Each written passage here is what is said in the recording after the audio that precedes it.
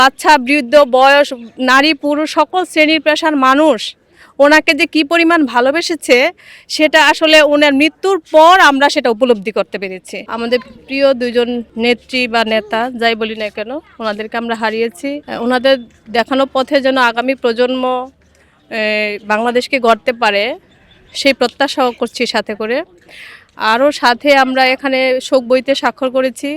আমার খুব ইচ্ছা ছিল আসার জন্য, গত কয়েকদিন যাবৎ এই প্রসঙ্গে দেখেছি টেলিভিশনে যে শোক বইতে স্বাক্ষর করা যাচ্ছে, এই সুযোগটা আমি হাতছাড়া করতে চাচ্ছি না, সেজন্য শোক বইতে স্বাক্ষর করছি। এই উদ্যোগটা আমার খুবই ভালো লেগেছে।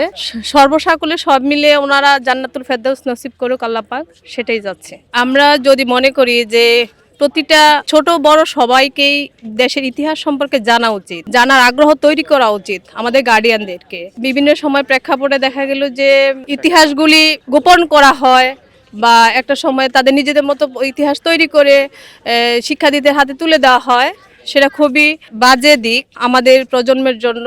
সঠিক ইতিহাস তারা জানবে, এখানে মাজারে আসবে, ওরা টেলিভিশন নিউজ দেখবে, দেশে বিদেশে পত্রিকাতে আসবে, সেগুলো পড়বে, শিক্ষা প্রতিষ্ঠান বইগুলিতে তাদের এই সম্পর্কে ইতিহাসগুলো সঠিকভাবে তুলে ধরা হবে, সেটা আমরা চাই।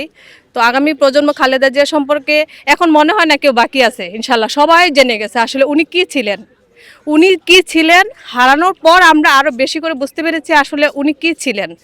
এবং এই যে ছোট বড় সব বাচ্চা বৃদ্ধ বয়স নারী পুরুষ সকল শ্রেণীর পেশার মানুষ ওনাকে যে কি পরিমাণ ভালোবেসেছে সেটা আসলে ওনার মৃত্যুর পর আমরা সেটা উপলব্ধি করতে পেরেছি।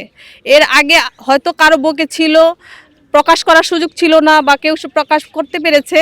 বাট সবচেয়ে বড় কথা হচ্ছে আমরা যখন মানুষকে তখনই বুঝতে পারি যখন নাকি আমরা মানুষকে হারিয়ে ফেলি। হারানোর পর আসলে মানুষের মর্মটা আমরা বুঝতে পারি। সেটা একমাত্র বেগম জিয়ার সময়ে হয়েছে, শহীদ প্রেসিডেন্ট জিয়াউর রহমান সময়ে হয়েছে। আমি তখন জন্ম হয়নি আমার, কিন্তু বিভিন্ন টেলিভিশন নিউজে আমরা দেখেছি যে জিয়াউর রহমানের মৃত্যুর সময় প্রচুর মানুষ হয়েছে, কাউকে বলতে হয় নাই তো আসার জন্য, তাই না?